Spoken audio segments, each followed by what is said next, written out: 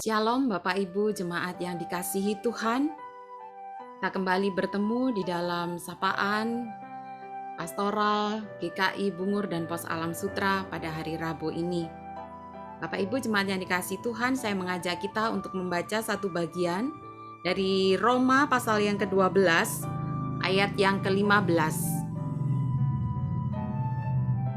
Bersukacitalah dengan orang yang bersukacita dan menangislah dengan orang yang menangis. Bersukacitalah dengan orang yang bersukacita dan menangislah dengan orang yang menangis. Bapak Ibu jemaat yang dikasihi Tuhan, tentu di masa-masa seperti ini, di era teknologi seperti ini, sebagian besar di antara kita pasti satu hal yang umum ya, berkomunikasi melalui satu bagian media yaitu WhatsApp gitu ya. Nah, WhatsApp mungkin Bapak Ibu ada yang memiliki beberapa grup gitu ya, WA grup yang ada di ponsel, di gadget Bapak Ibu sekalian.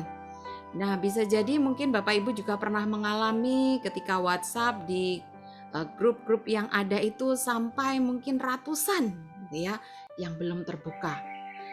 Hal yang menarik yang saya lihat dari WhatsApp grup yang ada, ketika ada satu anggota yang berulang tahun, maka akan begitu ramai chat yang ada untuk sama-sama mengucapkan selamat ulang tahun, disertai dengan doa, harapan, dan segala hal untuk dikomunikasikan dan diberikan semangat sukacita bagi yang berulang tahun. Namun juga di grup yang sama pula bisa juga akan banyak chat yang masuk, banyak WA yang masuk ketika ada dari anggota yang merasakan pergumulan ataupun juga kedukaan. Satu dengan yang lain mengirimkan pesan untuk berbela-sungkawa ataupun juga menyatakan doa, menguatkan untuk anggota yang lain yang mengalami pergumulan. Nah, satu hal yang indah, satu media yang indah yang menunjukkan satu kebersamaan. Dan demikian juga di dalam tubuh Kristus, kita juga merupakan satu bagian keluarga Allah yang di sini firman Tuhan menyatakan melalui Rasul Paulus kepada jemaat di Roma, kita itu hidup dalam kasih, persekutuan kasih satu dengan yang lain. Dan salah satu wujudnya di sini adalah bersukacitalah dengan orang yang bersukacita dan menangislah dengan orang yang menangis. Apa maksudnya? Ayat ini mau menegaskan, mengingatkan kepada setiap kita umat Allah bahwa kesehatian kita, kebersamaan kita di dalam kasih sebagai satu tubuh Kristus haruslah terus kita hidupkan.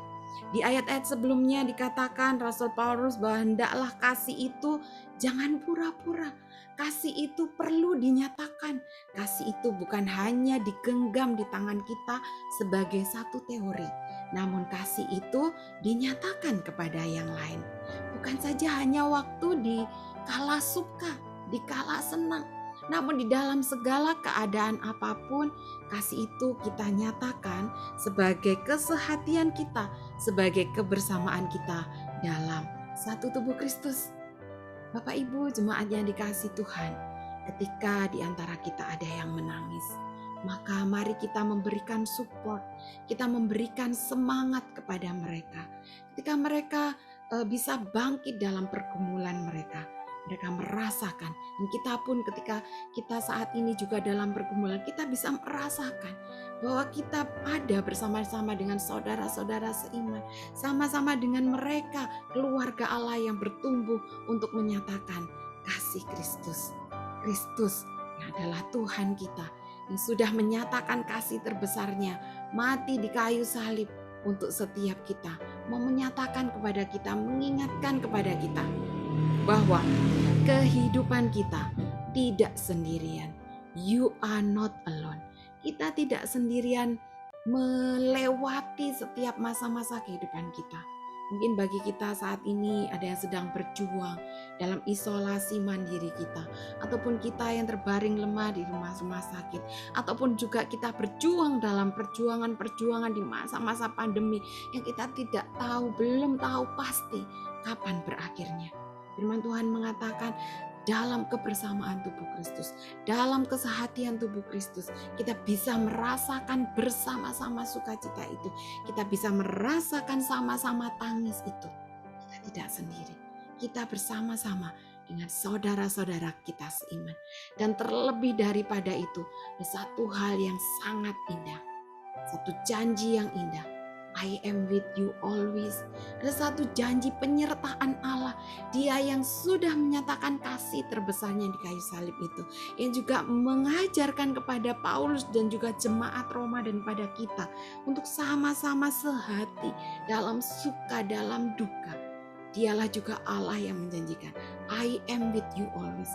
Allah yang selalu bersama dengan kita, menemani kita, menyertai kita, mendampingi kita. Kala rasa takut ada, kala rasa khawatir ada, kala kecemasan ada, ataupun juga kala kita merasakan seolah-olah sendiri menanggung segala sesuatu. Ingat, ada Allah yang bersama dengan kita, Allah yang bisa menyatakan kasih-Nya melalui saudara-saudara kita seiman. Karena Allah yang senantiasa menyertai perjalanan kita.